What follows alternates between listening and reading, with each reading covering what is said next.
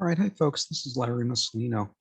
I wanted to record a video for MATH022, and I wanted to come here to Objective 15. And Objective 15 is going to deal with what are called inequalities and then absolute values. So let's do a bunch of examples here and see how to work with these inequalities. All right, first thing is, let's come to this first topic. All right, well, it's asking me to insert the correct symbol in this box to make these true statements. Now, an inequality is a way to show that one quantity is less than another or greater than another. So we use a less than symbol, which is an arrowhead pointing to the left, and we use a greater than symbol to mean an arrowhead pointing to the right. So let's take a few of these examples. Now, one way to think about this is to show the numbers on a number line. Because if you can show numbers on a number line, the positive numbers go to the right and the negative numbers go to the left. And the way this works out is the greater numbers are on the right-hand side of the number line and the lesser numbers are on the left-hand side. All right, well, let's go to this first example. It has 24 compared to 24. Well, of course, those two numbers are exactly the same, so they're equal to each other. Let's go to the second example. It has 87 compared to 84. Well, if I was to think of a number line, 54 would be here, 87 would be to the right. Well, if 87 is to the right, it has to be a greater number, so greater than. Let's go to the third example, 477 compared to 480. If I was going to think of that on a number line, 477 would be here, 480 would be to the right, but if 477 is to the left, it's a lesser number, so this is going to be a less than sign. So if you can set up a number line, I think it makes these a little easy. It makes it a little easier to compare two values together.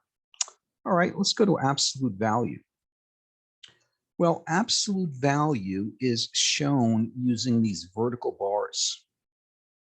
So when you see these vertical bars, it's called absolute value. Absolute value is really asking you the distance from a number to 0 on the number line. So if I think about the absolute value of 12, it's really asking me to think about the distance from 0 to 12 on a number line. Well, this distance is just 12. So the answer is 12. What about the absolute value of -5? Well, that's asking me to think about the distance from -5 to 0, but that distance really is 5. Anytime you measure a distance is always positive. So the absolute value of -5 is 5. So really the answer to an absolute value problem is always going to be a positive result or 0. Well, the absolute value of 0 is just 0, but the absolute value of -17 is just positive 17.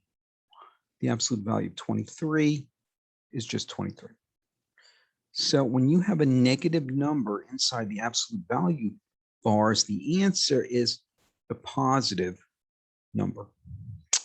All right, so that's called absolute value. We'll come back and solve equations with absolute values in a little bit. All right, let's take a look here at some translation questions. So what they're really just asking you to do here is translate words into symbols. So when they say x less than 4, all they're really asking you to do is recognize that less than is a symbol that looks like an arrowhead pointing to the left. So that's all you need to do on this example. Let me do another one of these.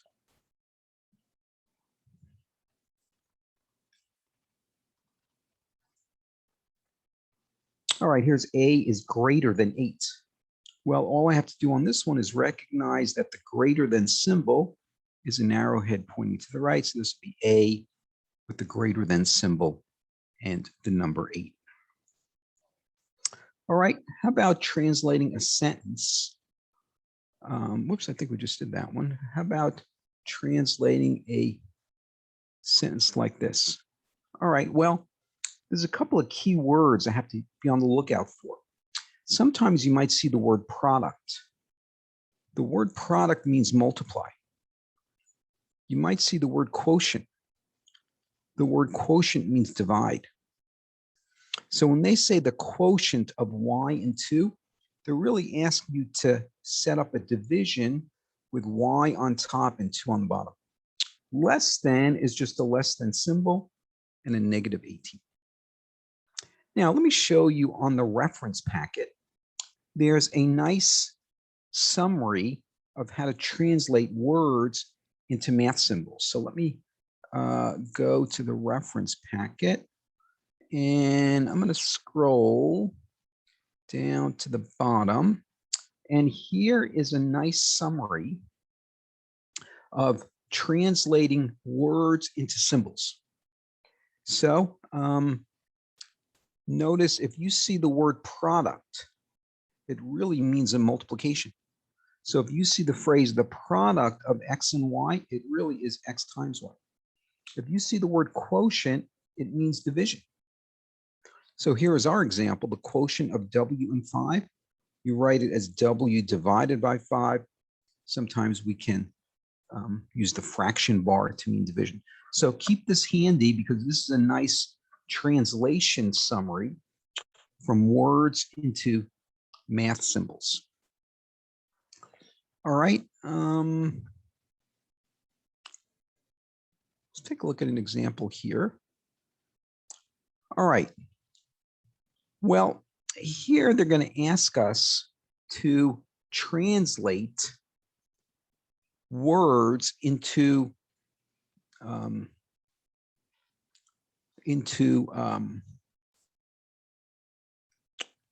inequality symbols.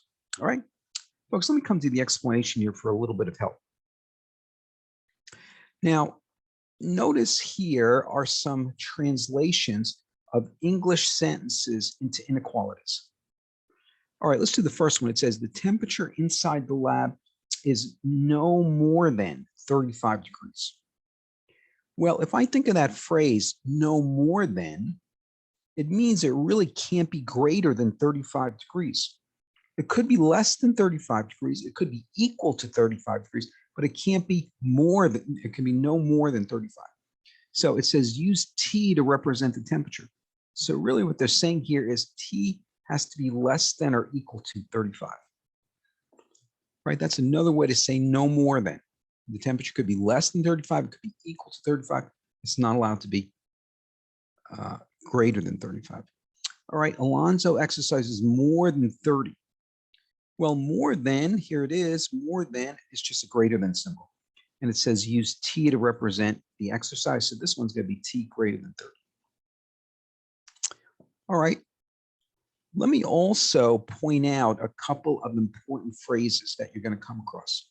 If you see at most, the phrase at most, notice at most translates to a less than or equal to symbol. You're also going to come across the phrase at least. At least is a greater than or equal to symbol. Sometimes it might help to use these phrases in a sentence. All right, let's say I'm going to go to the grocery store and I'm going to spend at least $30 at the grocery store. Well, if I'm going to spend at least $30, it means I'm probably going to spend $30 or more.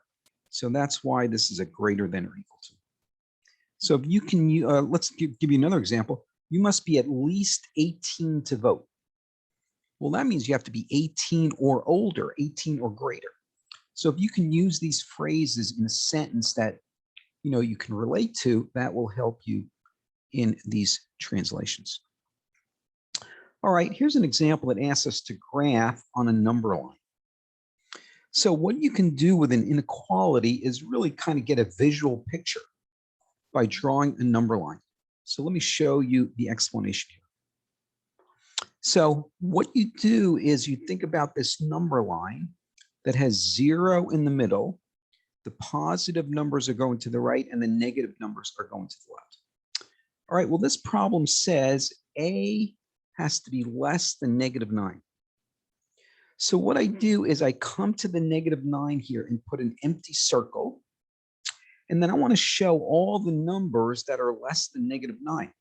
Well, those are smaller numbers, numbers that are lesser than -9. Well, the smaller numbers are going to the left. So these numbers to the left are smaller than -9. All right, let me do another example. Let's do another one of these. All right, this one says B is less than or equal to -6. All right, so again, I'm going to go to the number line. Now, in this case, I'm putting a filled in or a solid dot on the -6. The reason I do that is in this example, it was a less than or equal to symbol. When it's a less than or equal to, that's when you use a solid dot. The solid dot means -6 itself is part of the solution. Because remember, this is saying B is less than or equal to -6. If it was just B less than -6, that's when you would be using the empty dot. So if it was B less than -6, at the -6, I'd be putting this open circle or empty circle and highlighting to the left. All right, so you got to be careful. Use a solid dot. So if the symbol is a less than or equal to or greater than or equal to, that's when you use a solid dot on the number line. But if the symbol you're working with is just a less than or greater than, that's when you use an empty dot. Okay, we'll do some more examples of this graphing in a minute. Here's a topic that kind of asks you to go the other way. What if you're given the graph and asked to write the inequality yourself? Well, what you do here is you look at the graph and notice what is the endpoint. Here, the endpoint is 4. And I'm noticing the number line is highlighting numbers to the right. Well, these are the greater than numbers. Also, I'm noticing it's a solid dot. So I'd write this: X is greater than or equal to 4. Notice they told us to use the letter X for the variable. If the graph they gave me had been an empty circle on the 4 like this, my answer would be just X greater than 4. So again, you have to pay attention to whether the dot is a solid dot versus an empty dot or an open dot. All right, let's take a look at this one. This one is asking us to write 2 inequalities on the number line. Well, really what we're going to do is graph both of these inequalities on the same number line. Okay, so here's what they're asking us to do. And one thing I got to be careful about is notice the word "and" is the connector here. So you could have the word "and," or you might have the word "or" in the middle, and it makes a difference. The word "and" means you're going to look for the where both of these graphs overlap each other, where both of these graphs are true. Okay, notice here it says we're going to shade the overlap. Well, first, let's graph each one separately. So let's graph X less than 5. Here it is, an empty circle on the 5 and highlighting to the left. Let's do the other one, X greater than or equal to 3. Put a filled in circle on the 3 and highlight to the right. All right, but now we have to form the "and" or the combination of these. Well, "and" means both inequalities have to be true. So we just want to shade the overlap. Where are these two graphs overlapping each other? Well, let me come down here. If you notice, only these parts from here to here are overlapping each other. So that's why the answer looks like this. So I'm looking for where both graphs have something in common. All right.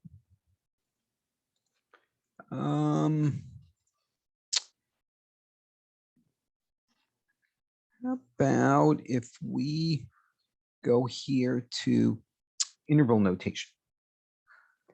All right, now, what they want us to do here is first graph this inequality on the number line. All right, now, notice this new kind of format or this new notation. This is called set builder notation. What they're saying here is we're going to use the variable x, and the inequality is x greater than or equal to 4. The vertical bar means such that. So this is x is defined according to the inequality x greater than or equal to 4. All right, well, I can graph this on the number line. Here's 4. I'm going to put a filled in circle on the 4, and I want to show the numbers greater than going to the right. So here is my graph.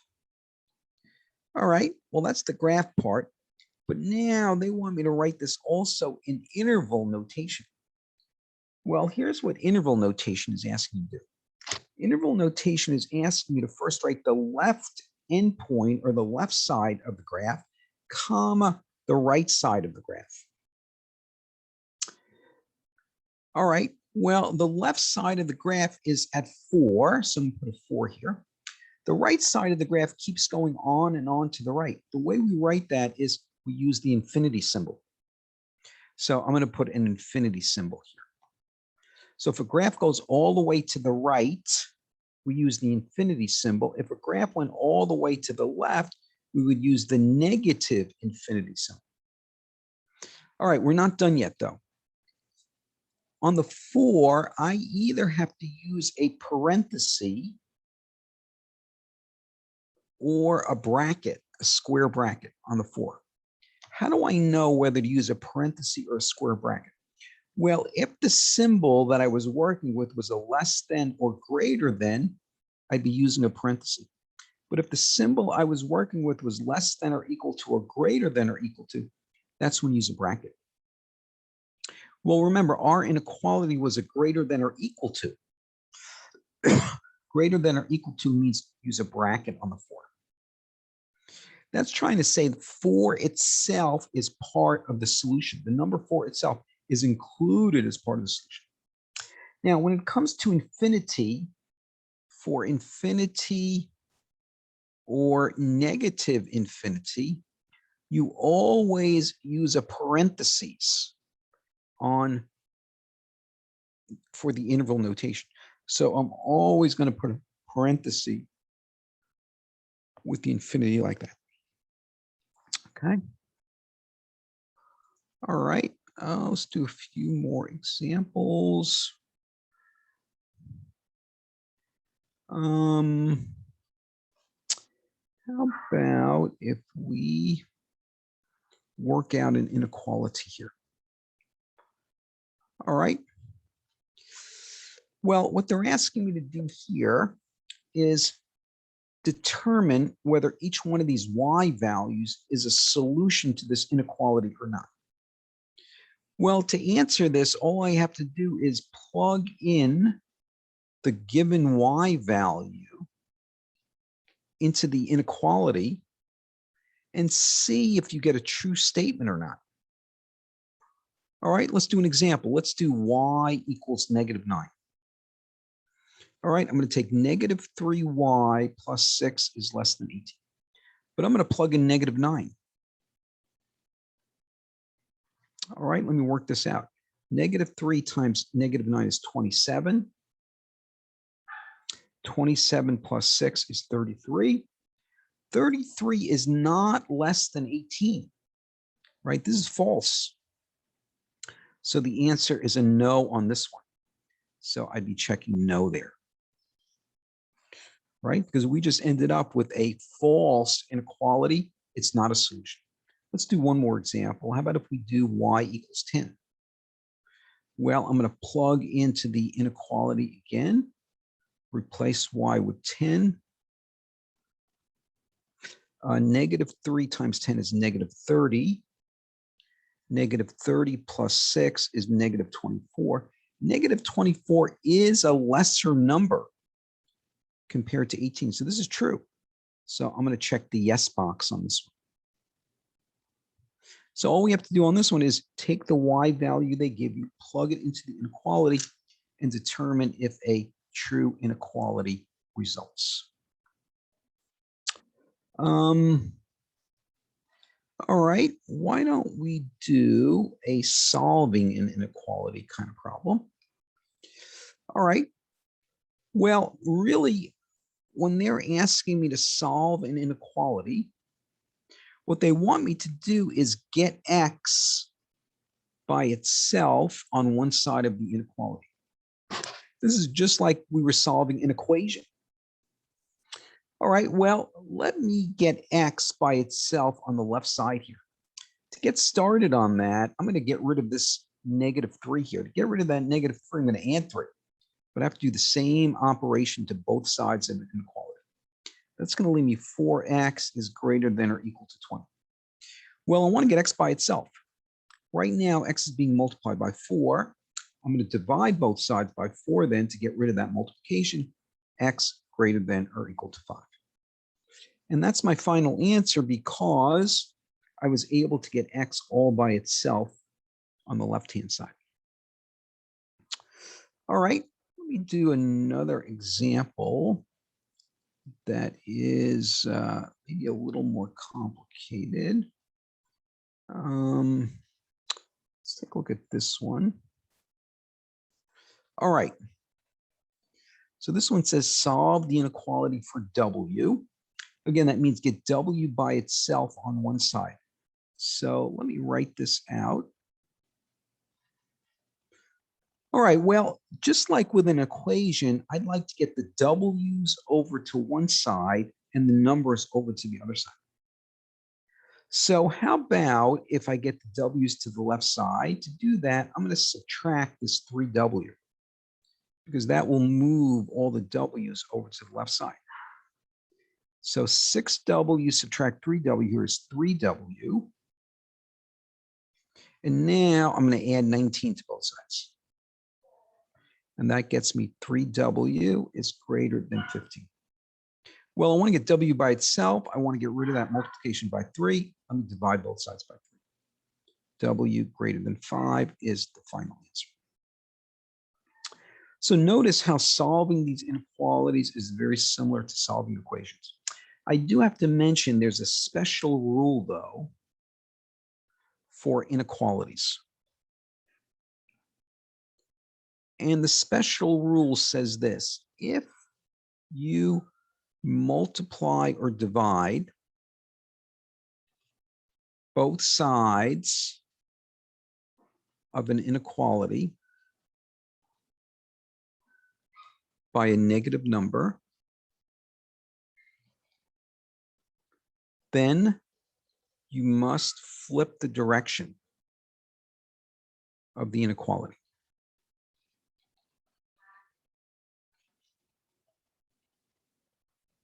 Inequality symbol. All right.